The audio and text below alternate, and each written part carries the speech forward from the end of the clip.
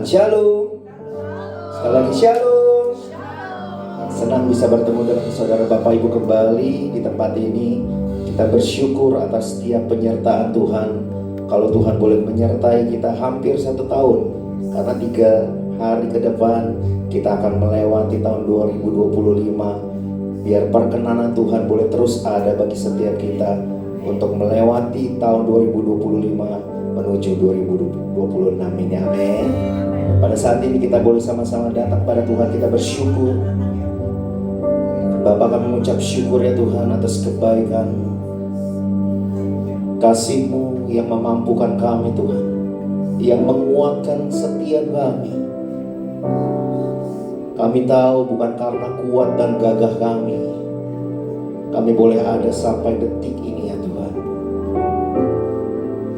Terima kasih Tuhan, biar Engkau yang berkarya, biar Engkau yang berdaulat Tuhan atas setiap ibadah yang kami lakukan ini Tuhan. Jangan lewatkan satu pun dari kami Tuhan. Jamah setiap kami, jamah setiap kami Tuhan.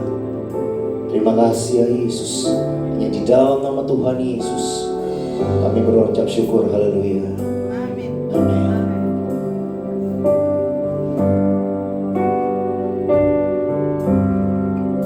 Seorang anaklah lahir untuk kita, seorang putera diberikan,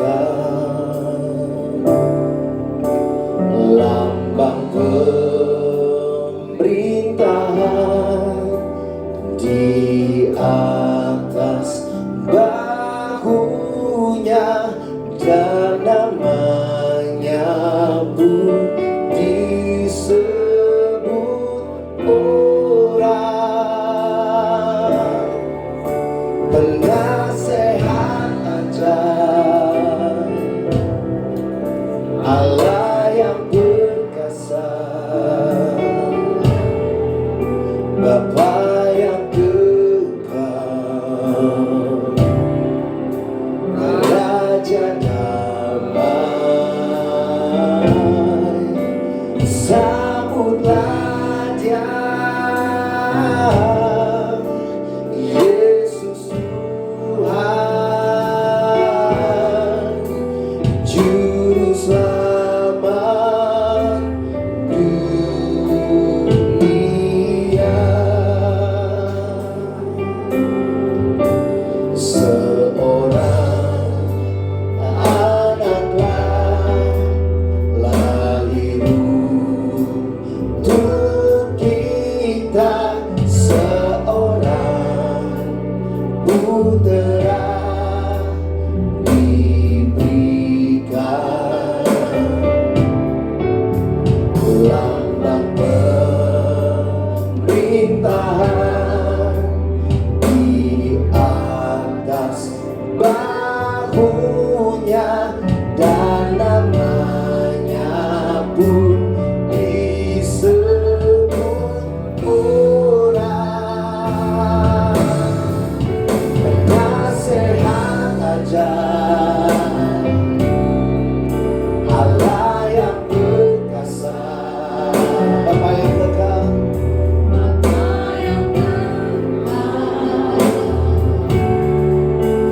Raja damai. Sambutlah Dia,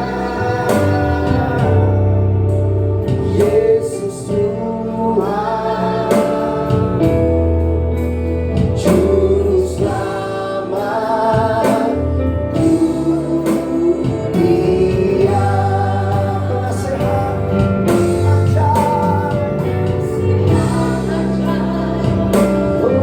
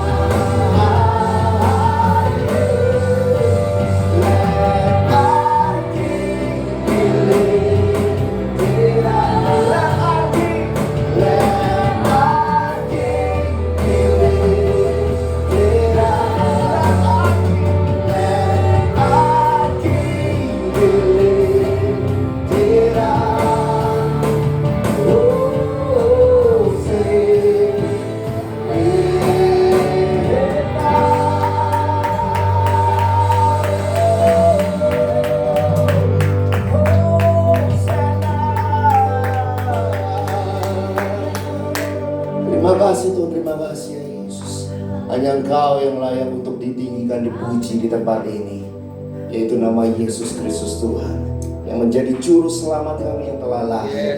Terima kasih Tuhan, terima kasih ya Yesus.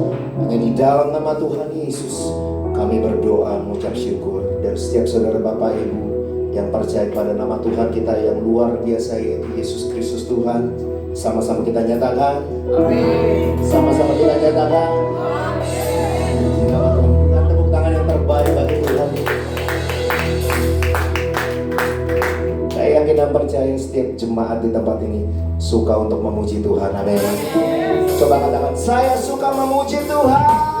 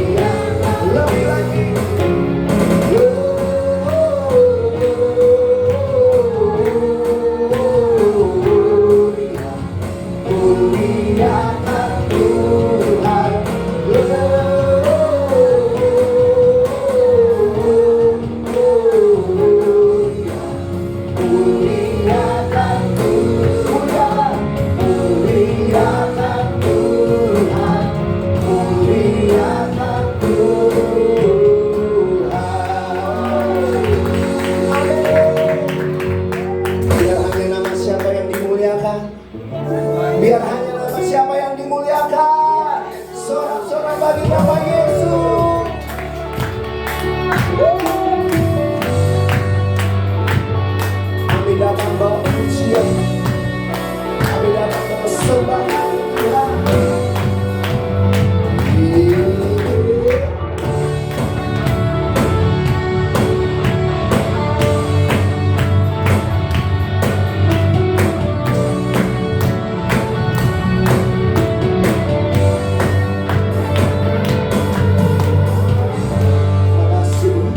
Kami datang bawa pujian, bersama memuji-Mu Tuhan. Satukan suara dan nyanyikan sorak kemenangan. Sekali kami datang bawa pujian, bersama memuji-Mu Tuhan. Satukan suara dan nyanyikan sorak kemenangan.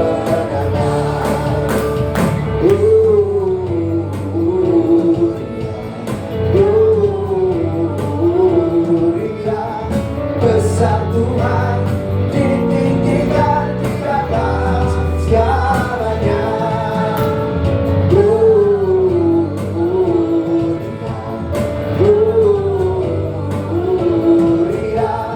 Besar Tuhan, ditinggikan pujinya.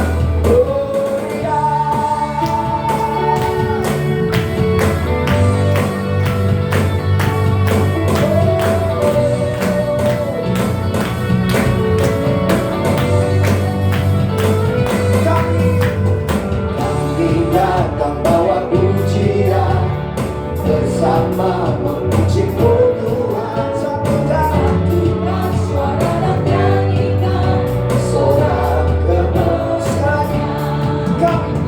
Kami datang bawa pujian, bersama memuji-Mu Tuhan. Satukan suara dan nyanyikan sorak kemenangan.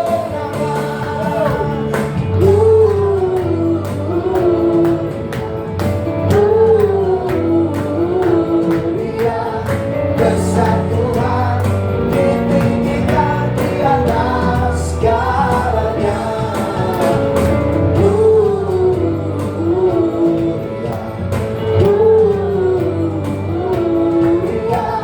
Besar Tuhan, ditinggikan pujinya.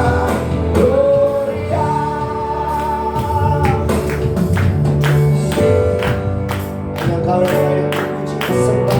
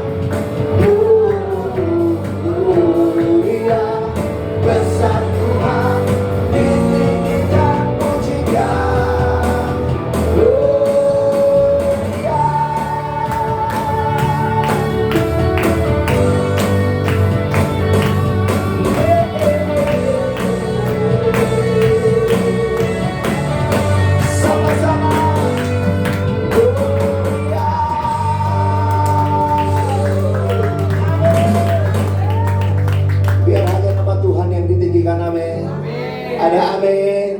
Sekali lagi berikan sorak-sorak yang terbaik bagi Tuhan.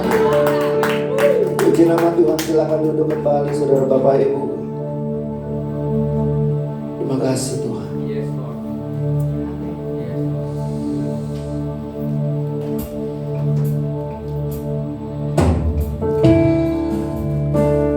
Kau Allah Immanuel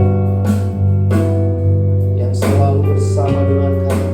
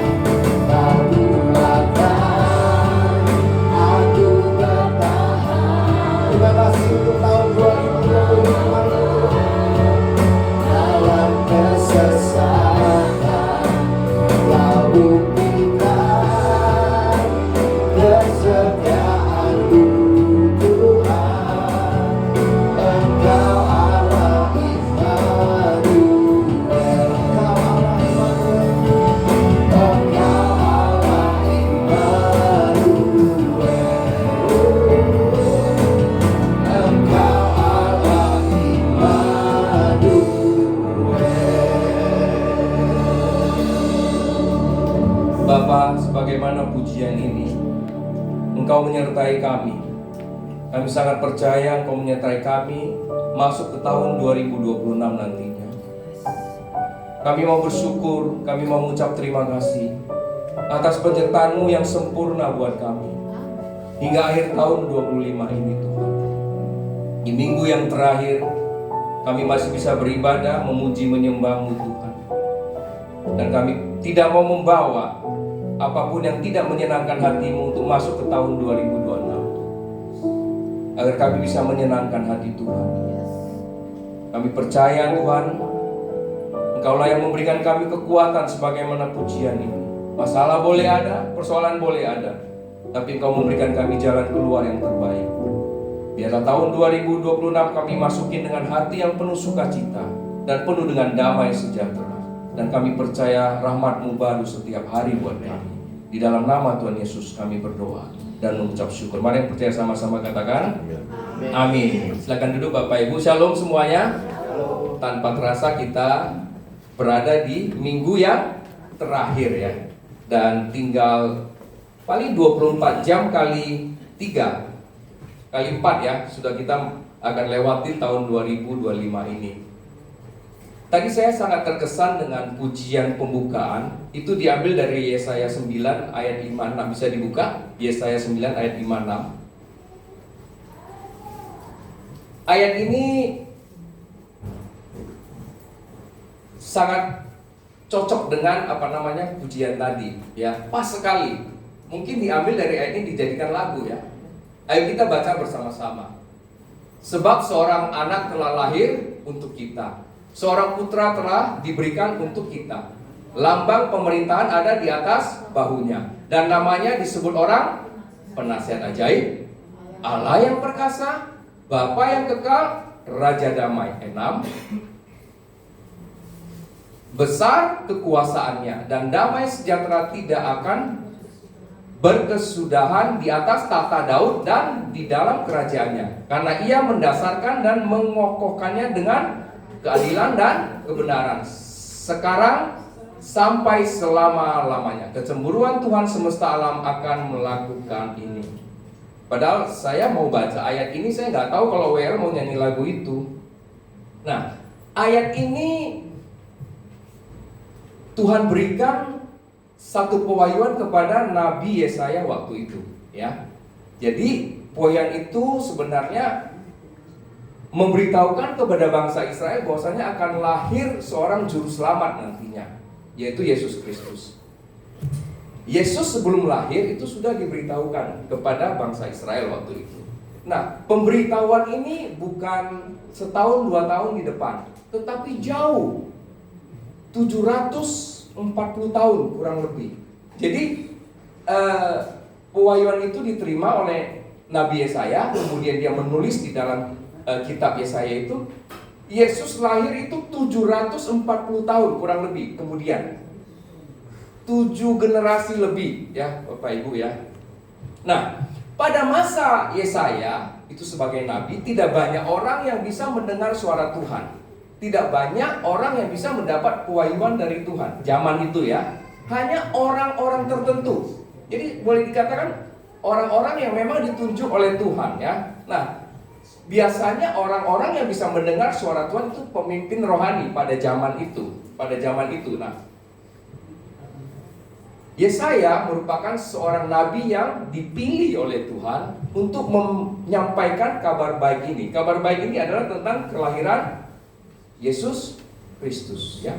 Dan dikatakan apa? Coba balik ke ayat 5. Ya, seorang anak telah lahir untuk kita dan seorang putra telah diberikan untuk kita. Bapak Ibu yang dikasihi Tuhan, kalau kita orang tua kalau menantikan kelahiran anak itu kan sungguh bahagia sebenarnya. Apalagi anak yang kita idam-idamkan misalnya itu bisa lahir ya, itu sangat membahagiakan kita. Nah, dalam ayat ini bahkan dikatakan seorang putra diberikan untuk kita. Wow, betapa baiknya Bapa pencipta langit dan bumi ini. Yesus itu dilahirkan, diberikan untuk kita loh.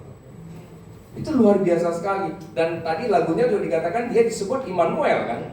Artinya dia menyertai kita sampai selama-lamanya. Bahkan dikatakan di sini Di bahunya itu apa? Ada lambang pemerintahan, artinya dia memimpin, ya. Dan diberikan nama yang berbeda-beda. Penasehat ajaib, ya. Allah yang perkasa, Bapa yang kekal, dan Raja damai. Nah, dari namanya saja kita bisa mengerti apa? Yesus ini kalau memerintah beda dengan yang lain. Ya dong? Kalau raja memerintah dengan apa? Tangan besi, dengan kekerasan. Tapi di sini dikatakan lambang pemerintahan ada di bahunya, tetapi kok dia memerintah sebagai apa? Penasehat ajaib, Allah yang perkasa, Bapa yang kekal, Raja damai. Berbeda. Ini jelas sekali berbeda. Yesaya menggambarkan betapa Yesus ini orang yang sangat lemah lembut. Karena dia adalah penasehat yang ajaib, ya. Penasehat ajaib itu tingkatan yang paling tinggi sebenarnya, ya. Tingkatan yang paling tinggi yang tidak bisa dilakukan oleh sembarang orang. Penasehat ajaib, ya. Nah, roh nasihat itu ada pada Yesus. Sehingga Yesus itu apa? Pemilik nasihat. Makanya Bapak Ibu, kalau punya masalah, larinya kemana? Ke Tuhan Yesus. Jangan yang lain, karena Alkitab mengatakan dia penasehat ajaib. Kenapa kita sering gagal mendapatkan nasihat yang benar untuk diri kita? Karena pada saat kita bertanya ke orang, itu nasihatnya tidak murni daripada Roh Kudus, sehingga kita tidak bisa menerima nasihat yang benar. Nah, Bapak Ibu yang dikasihi Tuhan, Yesus itu mengerti segala sesuatu tentang kita, karena dia adalah pencipta. Masalah boleh ada, tapi datanglah kepada Yesus, karena Yesus itu yang merancang semua kehidupan kita dari awal sampai akhir. Kita dalam kandungan aja belum lahir, Yesus sudah kenal. Cuman persoalannya kita tidak kenal, bukan tidak kenal, harusnya belum kenal, ya, belum kenal. Yesus itu yang merancangkan segala kehidupan kita, ya. Bahkan tadi dikatakan Allah yang perkasa, itu merupakan tingkatan yang tertinggi juga. Tadi penasehat ajaib itu tertinggi, Allah yang perkasa itu levelnya juga yang tertinggi. Tidak ada lawannya. Dan dia perkasa, dia menguasai seluruh bumi ini, dunia ini. Walaupun dia Allah yang perkasa, artinya dia maha kuasa. Dia berkuasa atas segala hal. Tetapi Yesus mau lahir di dunia, Bapak Ibu. Berita ini kan menggambarkan seorang anak telah lahir untuk kita, seorang putra telah diberikan untuk kita. Dia mau lahir, artinya apa? Dia yang begitu hebat, Yesus yang begitu hebat, dia mau lahir ke dunia ini. Artinya apa, Bapak Ibu? Artinya kasih Tuhan itu jauh lebih besar daripada kuasa yang dia miliki. Biasanya kalau orang sudah berkuasa, kasihnya bisa berkurang. Normalnya begitu. Tetapi Yesus ini, walaupun dia maha kuasa, Allah yang perkasa, dia mau tunduk kepada kasih Tuhan itu, ya. Di balik kasih itu ternyata adalah rahasia yang menjadikan Tuhan Yesus itu besar. Karena kasihnya yang begitu besar, membuat dia besar. Jadi ini loh, kita mau besar, itu harus sebaliknya kita lakukan, yaitu mengerjakan kasih itu sebanyak mungkin. Nah, itulah Yesus itu, diberitahukan sebelumnya. Kemudian dikatakan Bapa yang kekal. Dialah terang yang akan datang ke dunia ini. Sebagaimana tadi juga pujian yang kita nyanyikan juga. Dia adalah terang. Memang dia adalah terang, ya. Supaya setiap orang yang berada dalam kegelapan itu bisa melihat terang, bisa mendapatkan jalan keluar. Jadi sebenarnya hidup ini, ya, kalau kita dekat Yesus selalu ada jalan keluar di dalam hidup ini. Mau orang katakan udah buntu, enggak. Kalau dengan Yesus tidak ada jalan buntu. Selalu ada jalan tol, ada jalan tembusnya, ya. Kemudian dikatakan apa lagi di sini? Raja damai. Artinya apa, Bapak Ibu? Yesus ini pemilik damai. Makanya sebelum dia naik ke surga, dia katakan kepada murid-muridnya, damai sejahteraku kuberikan kepadamu, karena dia yang punya damai itu. Coba renungkan Bapak Ibu, dia yang punya penasehat ajaib itu, dia yang punya Raja damai itu dia yang punya. Kalau dekat Yesus sebenarnya kita enak nggak? Harusnya kita enak, bahagia, sukacita. Jangan jauh-jauh dari Tuhan, ya. Yesus itu sebenarnya sayang sama kita. Karena saking sayangnya sama kita, dia mau lahir jadi manusia untuk membela kita, menebus kita, supaya kita apa? Bebas, tidak didakwa oleh si jahat. Itu betapa baiknya Tuhan. Tadi dikatakan lambang pemerintahan, ya, lambang pemerintahan. Berarti karakter memerintahnya ini, Yesus ini berdasarkan apa? Dikatakan berdasarkan keadilan dan kebenaran. Itu luar biasa sekali. Nah, Amsal katakan adil itu seperti apa? Adil itu seperti timbangan. Harus kiri kanannya sama, tidak boleh berat sebelah. Kalau zaman dahulu kan timbangan itu bisa ditaruh di bawahnya supaya lebih berat sebelah, zaman dahulu, karena tidak ada tera dulu. Sekarang kan ada tera, sekarang pakai elektronik digital, semuanya bisa dicek, ya. Keadilan ini bagi Yesus, dia tidak melihat kekayaan, dia tidak melihat jabatan, dia tidak melihat posisi. Tuhan Yesus tidak lihat. Semua manusia sama di matanya, ya. Jadi gini loh, kalau kita berpikir, oh saya ini orang miskin, ngapain saya datang ke Yesus? Enggak. Mau miskin, mau kaya, datang ke Yesus dia tetap terima. Mau yang punya jabatan tinggi, jabatan rendah, datang ke Yesus dia tetap terima. Mau ibu rumah tangga, datang ke Yesus dia tetap terima. Dia adalah Raja yang adil. Nah, di zaman dahulu Tuhan itu mengutus nabi-nabinya melakukan keadilan sebenarnya, memberitakan keadilan. Contohnya Nabi Amos itu membela kaum-kaum orang-orang yang susah. Kemudian Nabi Elia itu melawan Raja Ahab, karena Raja Ahab adalah raja yang tidak adil. Siapa lagi? Nehemia diutus Tuhan untuk membangun bait suci yang runtuh.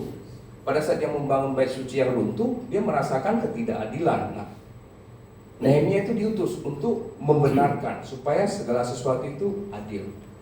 Kemudian dia memerintah dengan kebenaran, tadi dikatakan. Itu di ayat 6 sebenarnya, ya. Dengan kebenaran. Jadi standar Tuhan itu memerintah adalah kebenaran, Bapak Ibu. Di Alkitab itu standarnya baik. Baik itu paling rendah. Baru apa? Benar. Kemudian yang paling tinggi apa? Berkenan di hadapan Tuhan. Jadi standar Tuhan itu benar pada saat dia memerintah. Kalau baik itu biasa-biasa saja. Nah, firman Tuhan itulah kebenaran. Artinya apa?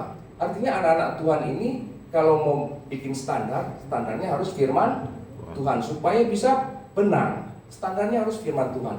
Di 2 Timotius 3 ayat 16 bisa dibuka, 2 Timotius 3 ayat 16, karena ini penting buat kita. Bicara mengenai kebenaran. 2 Timotius 3 ayat 16. Ya, kita baca sama-sama. Segala tulisan yang diilhamkan Allah memang bermanfaat untuk apa? Mengajar, untuk menyatakan kesalahan, untuk memperbaiki kelakuan, dan untuk mendidik orang dalam kebenaran. Nah, Yesus itu adalah kebenaran. Itu ada di Yohanes 14 ayat 6, nanti kita bisa baca di rumah. Nah, orang-orang ataupun tokoh-tokoh di Alkitab yang memegang kebenaran itu ada seperti siapa? Daniel. Daniel itu tetap memegang kebenaran. Bagaimanapun keadaannya, dia tetap pegang kebenaran yang tertulis di firman Tuhan. Kemudian siapa lagi? Yohanes Pembaptis. Itu ada tokoh-tokoh di Alkitab yang menjadi contoh daripada keadilan dan kebenaran itu. Jadi sehingga firman Tuhan yang disampaikan oleh Nabi Yesaya pada waktu itu bukan sekedar hanya penyampaian aja, tetapi ada bukti-buktinya, ada wujudnya yang disampaikan kepada kita semua. Sahabat aktivisi yang dikasihi Tuhan, bahkan sampai Yesus lahir pun dilupakan. Tidak ada yang tahu kalau dia lahir. Benar gak Bapak Ibu?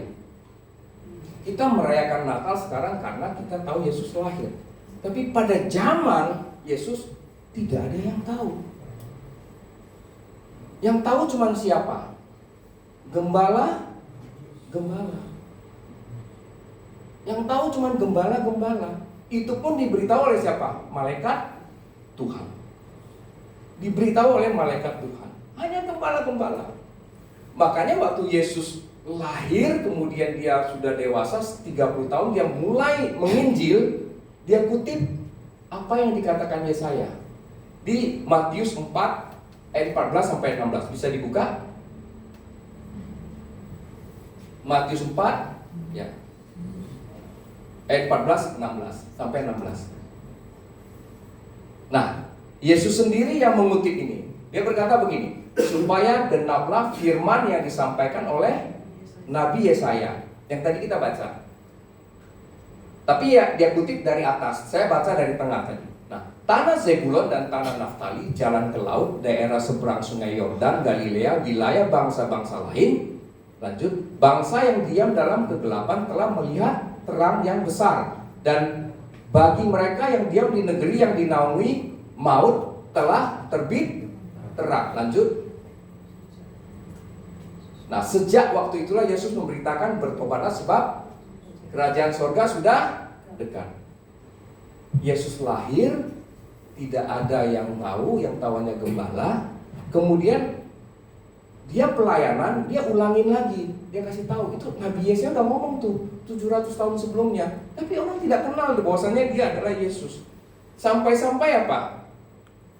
Sampai waktu Yesus baru lahir itu, di Israel aja orang tidak tahu, Yerusalem tidak tahu, Bethlehem orang tidak tahu.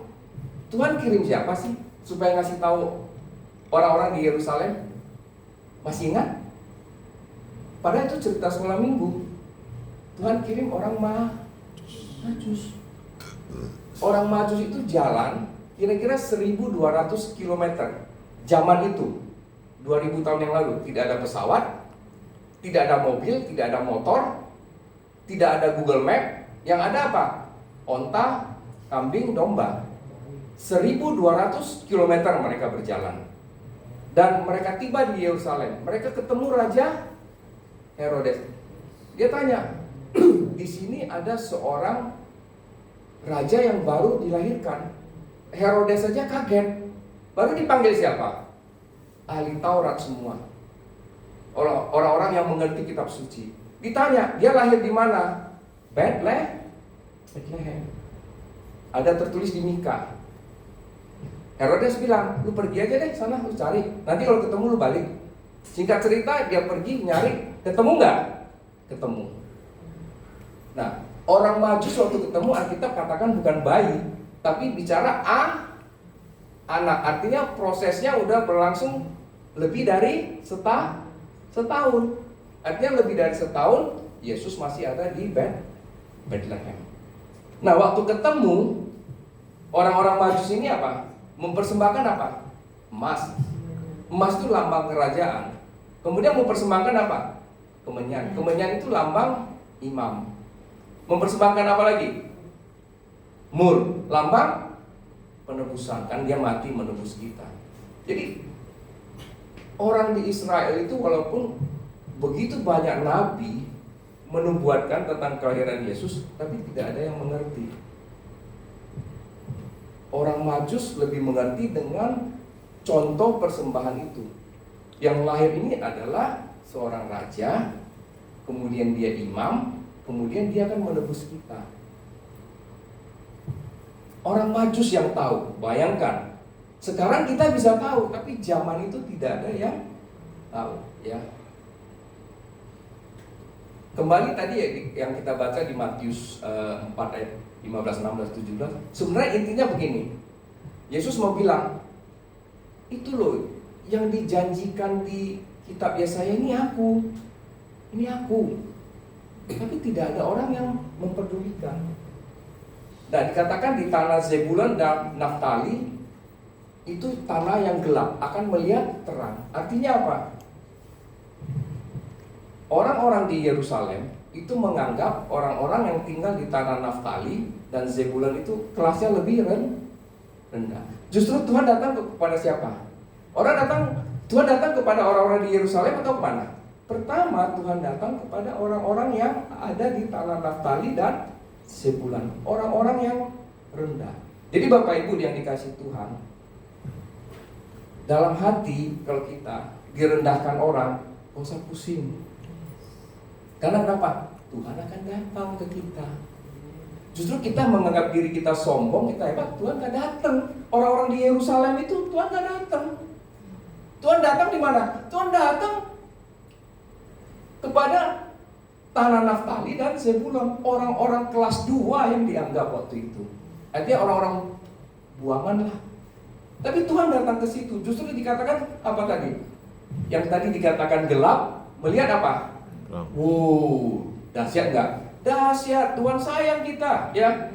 Tuhan datang kepada orang-orang yang tidak mendapat keadilan. Kalau kita merasa kita nggak dapat keadilan, gak usah khawatir. Tuhan yang bela, Bapak Ibu, ya.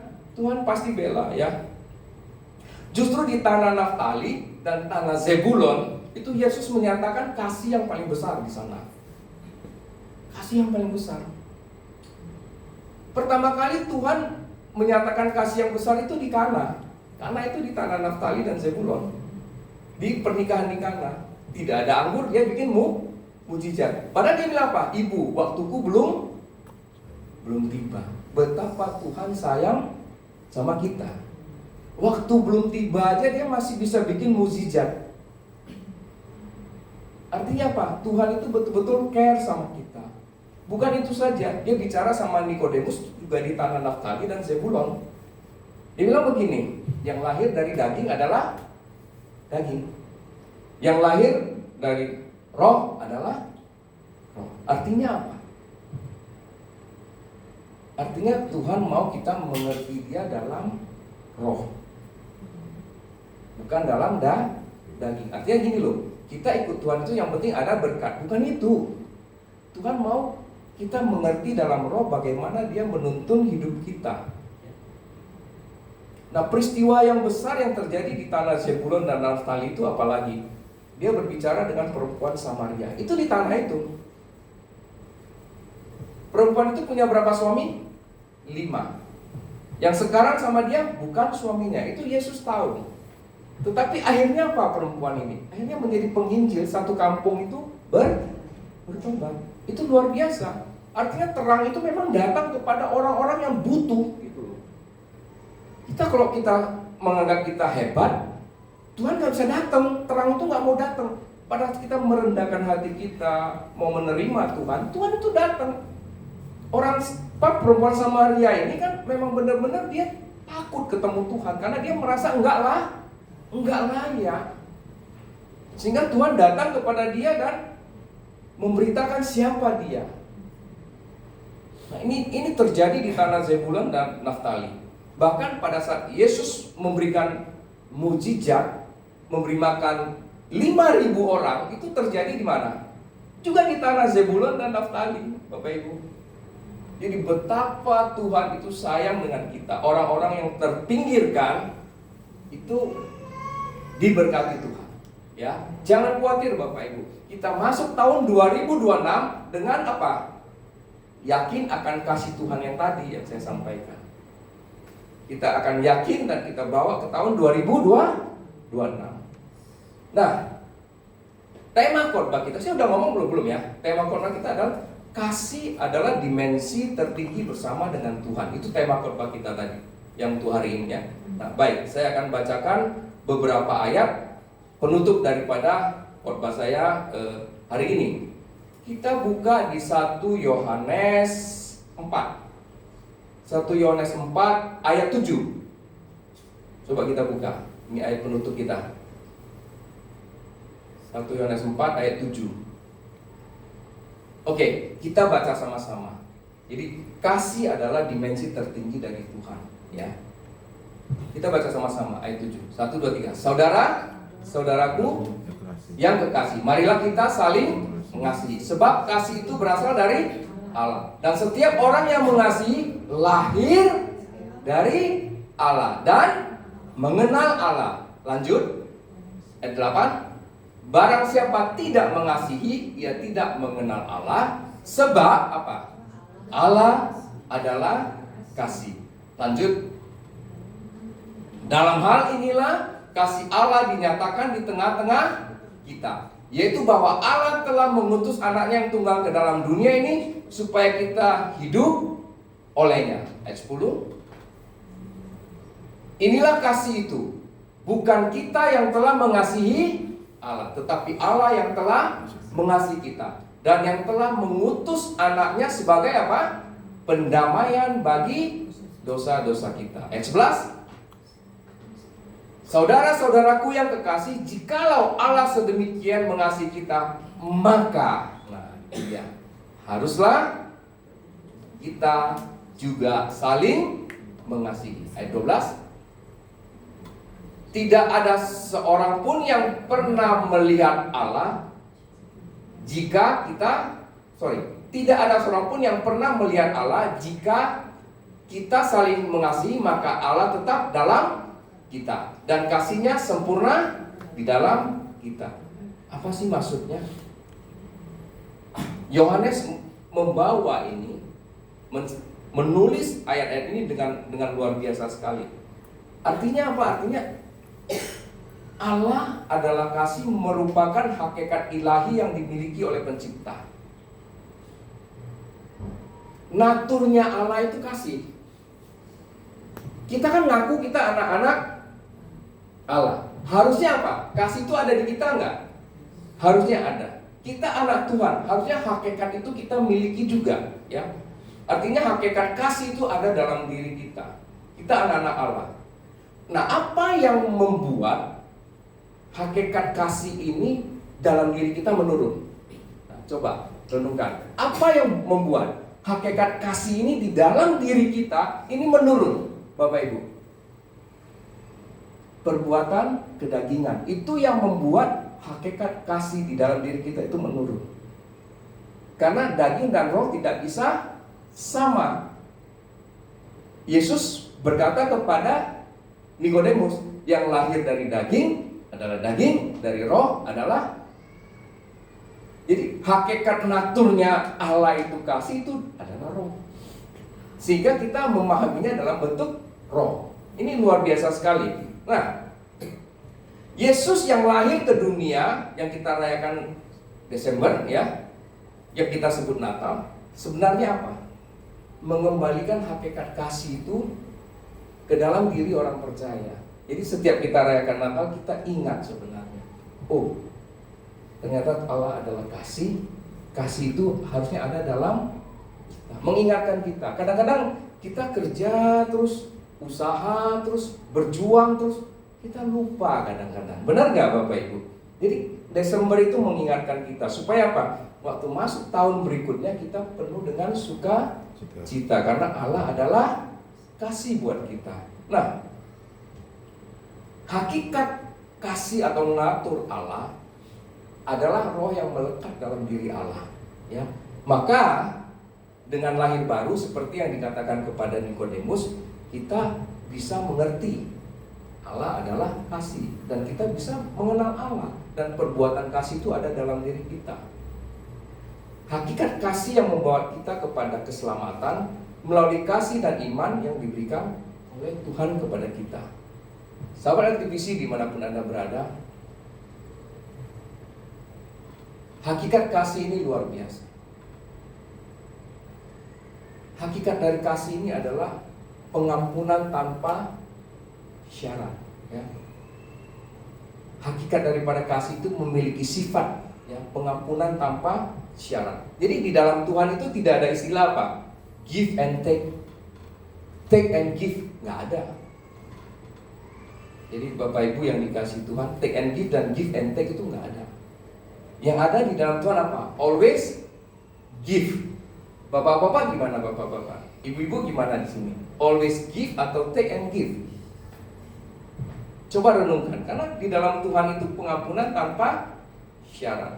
Nah, seorang anak dilahirkan itu adalah membawa hakikat kasih sebenarnya yang tadi kita baca. Hakikat kasih, ya.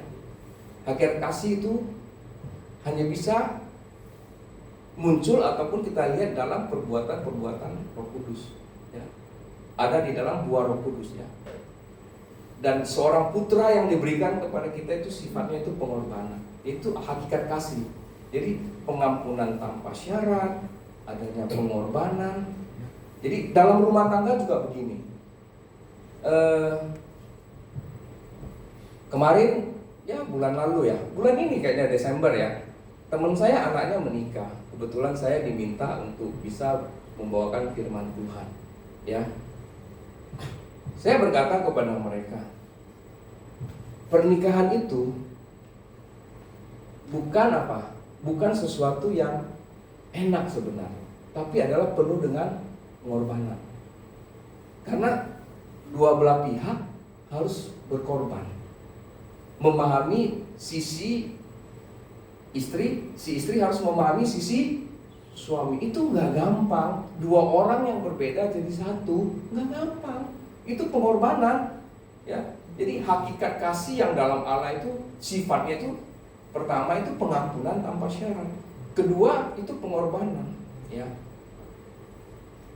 Dikatakan di ayat tadi yang kita baca, saling mengasihi sebagaimana yang kita baca itu adalah wujud apa? Wujud daripada hakikat Allah itu. Artinya Allah itu bukan hanya ngomong, Yesus itu bukan hanya ngomong, tapi dia tunjukkan waktu dia datang ke dunia ini, ya. Dan hakikat kasih itu bukan mengungkit. Ingat ya, hakikat kasih itu sifatnya nggak mengungkit. Manusia kan suka ungkit masalah yang lalu, tapi Tuhan enggak. Jadi kita bawa hidup kita lebih tenang untuk masuk tahun 2026. Kita jangan mengungkit-ungkit yang lalu, supaya kita happy masuk tahun ke 2026, ya. Karena apa? Karena Tuhan Yesus telah memberikan kita semua hal yang terbaik dalam hidup kita. Hari ini kita bisa ada, kita bisa kumpul, kita bisa beribadah, itu Tuhan Yesus sayang sama kita, ya.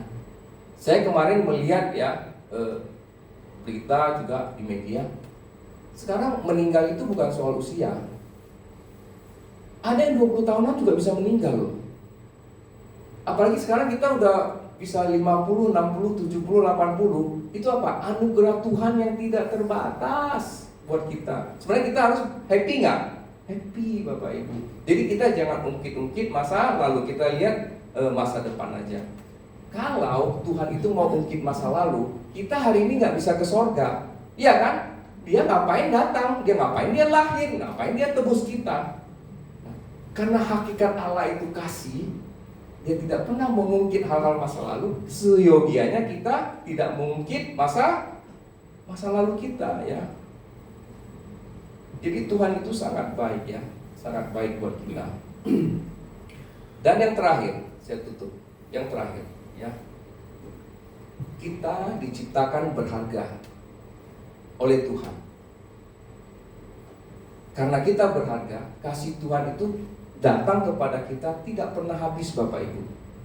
Kasih Tuhan itu datang kepada kita tidak pernah habis, ya. Bahkan ayat yang kita baca tadi itu memberikan kita dorongan supaya apa? Kita bisa mengimitasi Tuhan. Nangkep ya maksudnya? Kita mengimitasi Tuhan, artinya kita bisa menduplikat naturnya Allah yang sifatnya tadi itu, hakikatnya kasih itu ada dalam diri kita. Ayat yang kita baca, supaya apa? Supaya kasih kita sempurna adanya, ya. Kasih adalah bagian roh Tuhan yang diberikan kepada orang percaya. Jadi harus percayalah kita. Itu adalah bagian dari roh Tuhan yang diberikan kepada kita, ya. Terakhir, demikianlah kita ketahui bahwa kita tetap berada di dalam Allah dan Dia dalam kita. Ia telah mengaruniakan kita mendapat bagian dalam rohnya. Jadi Tuhan itu begitu baik buat kita. Saya undang pemusik semuanya, WL Singer, ya. Ayat ini menjelaskan bahwa kasih yang merupakan hakikat Allah adalah dimensi tertinggi yang Tuhan mau berikan kepada orang percaya. Jadi tahun ini Tuhan mengatakan akan membawa kita naik ke dimensi yang tertinggi. Dan hakikatnya yang paling penting adalah kasih. Jadi Dimensi tertinggi bersama Tuhan itu adalah kasih. Oleh sebab itu berjalan dalam kasih adalah berjalan bersama dengan Tuhan pada dimensi yang tertinggi. Puji Tuhan, kita nyanyikan satu lagu.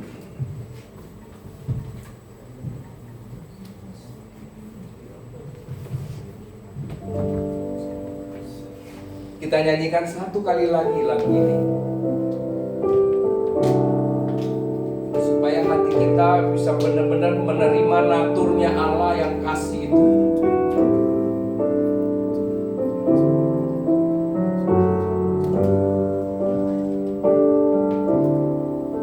Seorang anaklah lahir untuk kita, seorang putera diberikan, lambang pemerintahan di atas bahunya, dan namanya pun disebut Pelang, penasehat ajar, Allah yang perkasa, Bapa yang kekal, Raja damai. Sambutlah Dia, Yesus Tuhan, Juru Selamat dunia. Bapak Ibu yang dikasihi Tuhan, indah sekali lagu ini. Kasihnya yang begitu besar buat kita. Yesus Tuhan luar biasa. Kita bisa ada karena Tuhan Yesus. Kita bisa ada karena kita berharga di mata Tuhan. Tuhan sayang kita. Kita perjamuan kudus, kita bangkit berdiri. Renungkan kebaikan Tuhan di sepanjang tahun 2025 ini. Tuhan mau bawa kita ke 2026. Saya yakin dan sangat percaya Tuhan mau kasih kita berkat yang besar di tahun 2026. Karena kasihnya yang begitu besar buat kita. Kasihnya yang begitu besar buat kita. Ya. Bapak Ibu dapat ayat apa sih yang di hari atau di minggu terakhir di tahun 2025? Saya mendapat karena bagiku hidup adalah Kristus dan mati adalah Tuhan. Wah, luar biasa sekali. Jadi hidup adalah Kristus karena kasihnya yang besar buat kita. Ya. Oke, kita angkat roti. Dan ketika mereka sedang makan, Yesus mengambil roti, mengucap berkat, memecah-mecahkannya, lalu memberikannya kepada murid-muridnya dan berkata, ambillah, makanlah, inilah tubuhku. Sahabat TVC dimanapun Anda berada, tubuh Yesus yang hancur di atas kayu salib, maka dengan bilur-bilurnya kita menjadi sembuh dalam nama Yesus Kristus.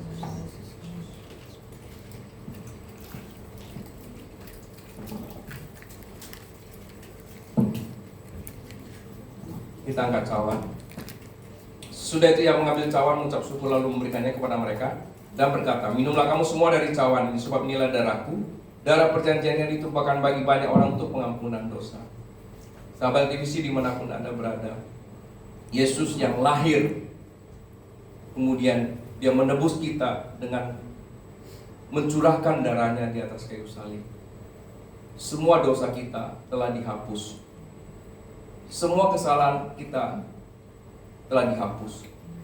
Darah Yesus melayakkan kita, menjadikan kita menjadi kudus, sehingga kita layak ketemu Tuhan. Oleh sebab itu, jangan ragu, jangan takut, datang kepada Tuhan. Naturnya yang penuh kasih pada akhirnya akan diberikan kepada kita. Firman Tuhan yang kita baca tadi, rohnya akan diberikan kepada kita, yaitu Roh Kudus. Maka kita memiliki kasih. Mari kita minum bersama-sama dalam nama Tuhan Yesus.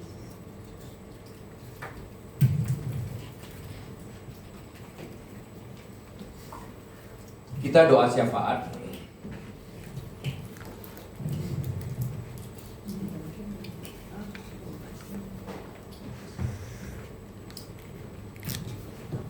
Mari kita satukan hati. Ya Tuhan yang Maha Baik, kami mengucap syukur atas penyertaan-Nya di dalam kehidupan kami sepanjang tahun ini. Terima kasih atas sukacita, berkat, dan juga tantangan yang Engkau izinkan terjadi di atas kami. Ampuni kami ya Tuhan atas segala kesalahan, kelemahan, dan saat kami tidak setia. Bimbinglah kami agar dapat melepaskan semua hal-hal yang tidak berkenan di hadapan-Mu, sehingga kami diubahkan menjadi sesuai dengan kehendak-Mu di tahun yang akan kami masuki 3 hari lagi. Berkatilah kami Tuhan bersama keluarga. Jadikan kami pelaku firman-Mu, penuhi kami dengan Roh Kudus-Mu, dan tuntunlah langkah kami di tahun depan agar kami semakin memuliakan nama-Mu. Dan bagi bangsa kami Indonesia, kiranya Tuhan memberkati Indonesia menjadi negara yang semakin kuat baik di bidang pertahanan, ekonomi, perdagangan, serta ekspor di tahun 2026 ini. Kami mohon tuntunan-Mu bagi para pemimpin kami agar bijaksana dan adil di dalam melaksanakan tugas yang diemban. Jamah hati bangsa kami agar hidup dalam kasih dan kebenaran, tingkatkan keadilan sosial dan berikan kesejahteraan bagi bangsa kami. Pimpinlah Indonesia menjadi bangsa yang lebih baik sesuai kehendak-Mu. Kami juga berdoa untuk kami yang melayani di LTVC, agar Tuhan tuntun kami bertumbuh dalam iman, harapan, dan kasih, serta tetap solid dan setia melayani di ladang-Mu Tuhan, serta jadikan hidup kami persembahan yang berkenan di hadapan-Mu. Tuhan berkatilah gereja kami LTVC agar menjadi terang dan garam dunia, serta menjadi alat untuk mewujudkan rencana keselamatan bagi semua orang. Dan bagi seluruh sahabat LTVC yang setia mengikuti ibadah live streaming, kiranya Tuhan mencurahkan berkat dan damai sejahtera di tahun 2026. Semua rencana-rencana yang dipersiapkan di tahun depan terwujud. Tuhan berkati anak-anak sahabat LTVC yang masih bersekolah, kuliah, ataupun sudah bekerja, agar mereka dapat meraih apa yang menjadi cita-citanya, dan Tuhan pakai generasi muda menjadi saksi Kristus yang hidup.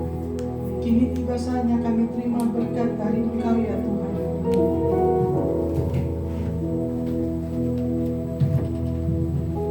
Sahabat televisi dimanapun Anda berada, arahkan hatimu kepada Tuhan dan angkatlah kedua belah tanganmu.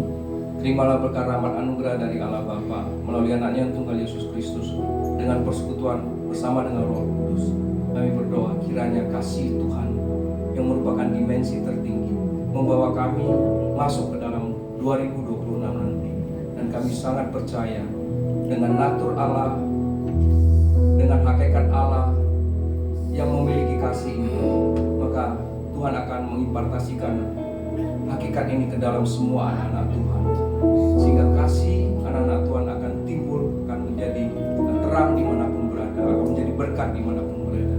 Kami percaya Tuhan tidak akan berhenti untuk memberkati kami. Pada tahun 2026 Tuhan akan membuka perbenaran surga, mencurahkan berkat-berkatnya kepada kami semua. Bukan hanya berkat-berkat jasmani, berkat keuangan, tetapi berkat rohani. Biarlah kami terus dibawa terbang tinggi, berada di dimensi tertinggi bersama dengan Tuhan. Di dalam nama Tuhan Yesus kami berdoa dan mengucap syukur. Mari percaya sama-sama katakan amin. Yesus berkati.